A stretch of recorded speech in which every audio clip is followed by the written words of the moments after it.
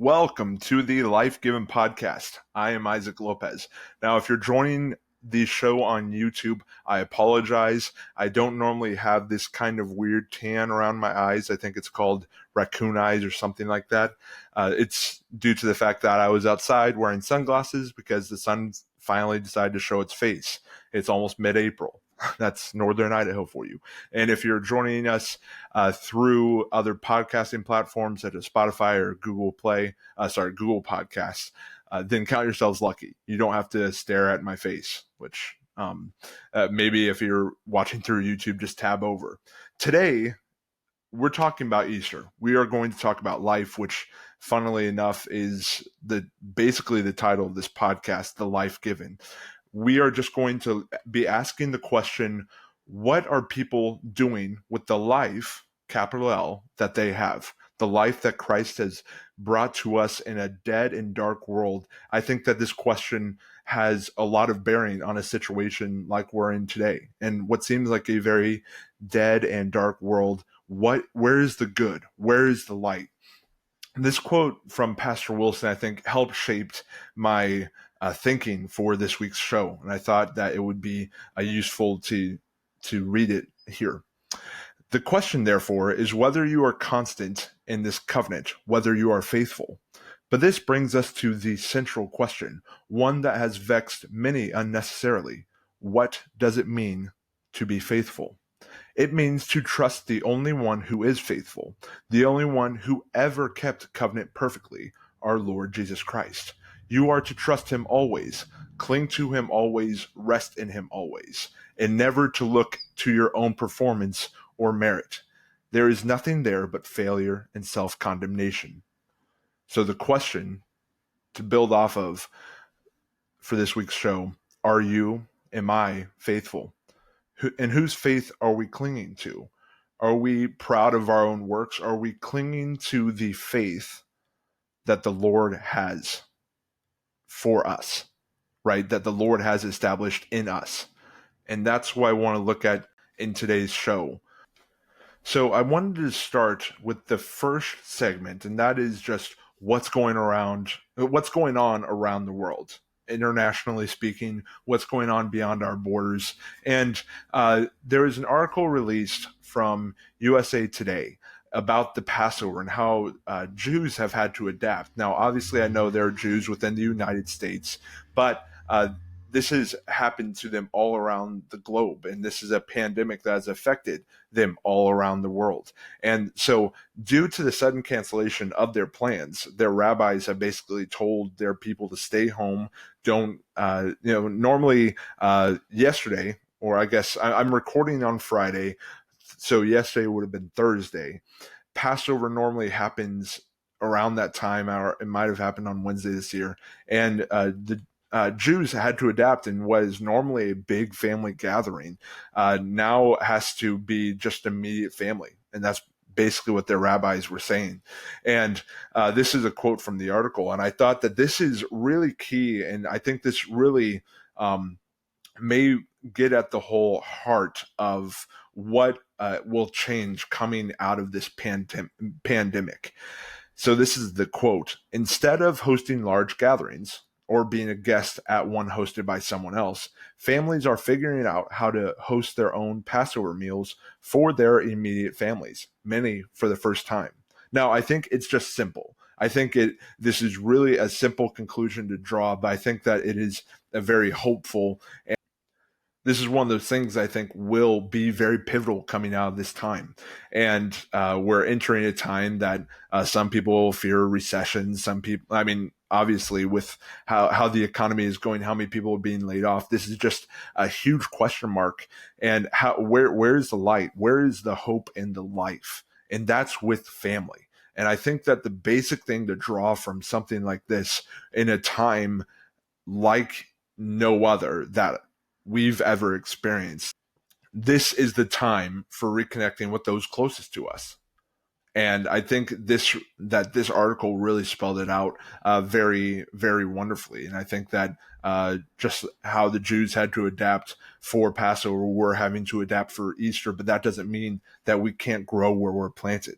So in the second segment, I want to look at uh, the national level, right? Let's start zooming in a little bit. What's going on in the U.S. today?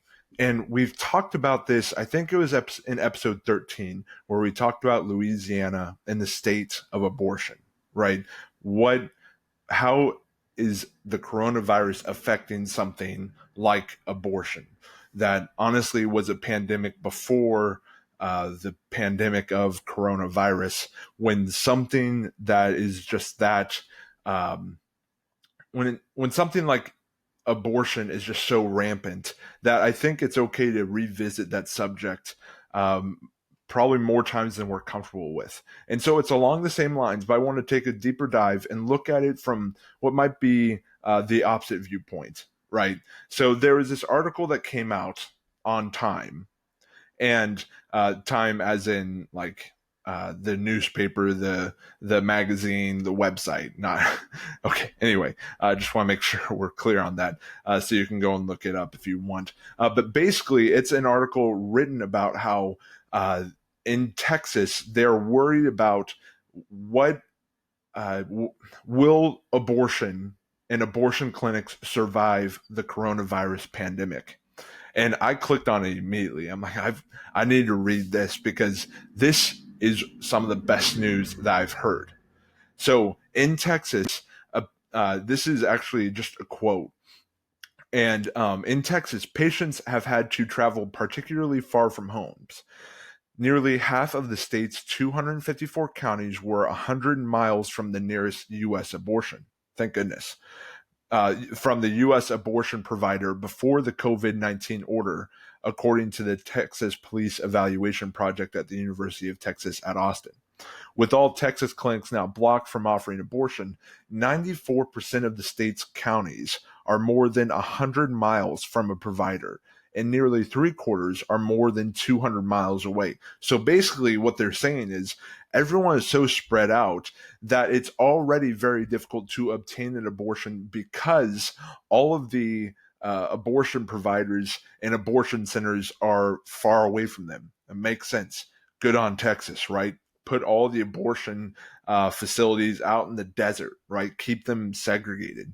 And that there's been a lot of turmoil in this. The article says, and the situation isn't great for abortion providers going forward.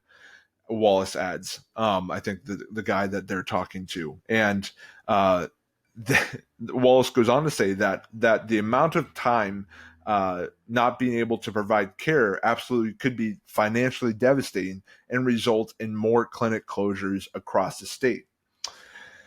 Very interesting. So it sounds like the fact that Texas has put this has deemed abortion providers to not be necessary business may turn out to be a very great good. It might actually be the time when we see abortion being shut down. And that's why this article was written, because they're worried. And several providers here, in conclusion, the last paragraph of the article, several providers told Time that they were unsure if they would be able to keep their staffs paid and protected during this time. Quote, I've been working in Texas for 7.5 years now and have weathered the storms of HB2 and other threats to access over time. And this by far is the most painful, Wallace says. When you layer this restriction of necessary health care, put a pin in that, on top of the public's concerns about the unknown of their future well-being, it is really beyond tragic. It was devastating. So what obviously I don't want someone to lose their job, but if you're working in the process of killing children, well, you should find another job. Okay. But really the bone I want to pick here is necessary healthcare. And this is where we went off the tracks way back when, is when we deemed that a woman's right to choose over her over the life of her infant was her decision to make. Then that results in this statistic. Okay, let's just compare the coronavirus deaths at the time of this recording, or at the time of researching about a couple hours ago. if you just Google it, 101,732 coronavirus deaths worldwide, as opposed to abortions worldwide just this year. At the time of recording, according to the World Health Organization, 11,709,097 children aborted.